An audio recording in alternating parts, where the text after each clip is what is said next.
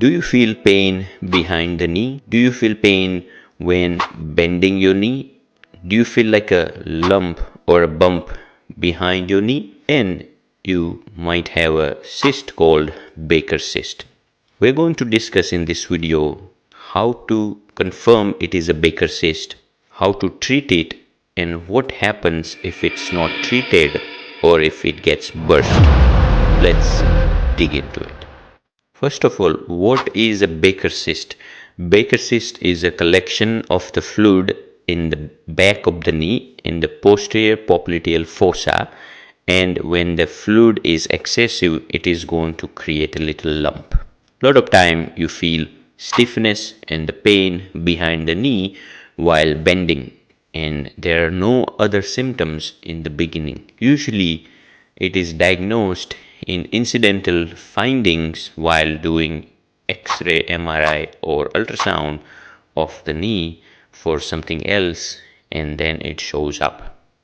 Now, most important part to know about the Baker's cyst is it usually develops as a secondary symptoms from the primary injuries like meniscus tear, ligament tear, or arthritis and extra fluid in the joint. So when there is extra swelling from any other injuries, then that fluid collects behind the knee on the popliteal posterior fossa. There is a soft space and the fluid collects on the back of the knee, and this is where it develops a cyst which is called Baker's cyst. So the Baker's cyst is not actually any condition that is arising from itself. It's the secondary condition usually caused by something else going on in the knee. Most common cause of the Baker's cyst is the arthritis. Arthritis meaning swelling of the joint, and this is the mostly coming from the joint surfaces, and then fluid collection goes behind the knee and it creates a cyst. Now it is important to know that not all the pain behind the knee can be from the cyst. It can be popliteal muscle as well as it can be PCL as well.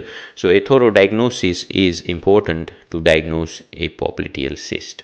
Now once it is diagnosed properly, what is the treatment?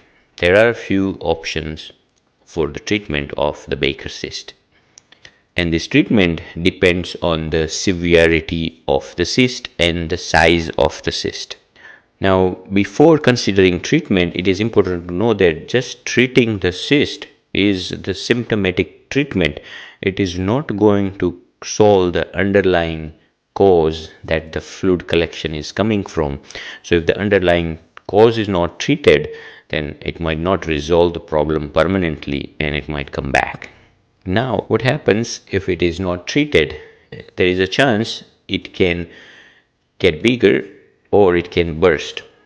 Now, it is risky if it bursts. If it is bursting, then there is a chances of creating a swollen joint or infected joint. If it is very mild, it can be treated by decreasing the inflammation by using ice, compression, anti-inflammatory medicines, or decreasing the movement to decrease the irritation. If it is big, then conservative management is needed, and we can utilize physiotherapy modality, exercise therapy, as well as the sports rehabilitation for the underlying cause. Now, underlying cause can be meniscus injury, ACL tear, MCL tear, or other joint inflammation. If it is moderate to severe in the size, then if it is not helping with physiotherapy, it has to be treated by inserting medicines or using the aspiration method. Again, this can bring the cyst back if the underlying cause is not treated. So while getting aspirated, it is also important that you treat the underlying cause and diagnose it properly. If you like this video, this kind of content, you can share and subscribe and watch again or show it to your friends. Thank you again. Good luck.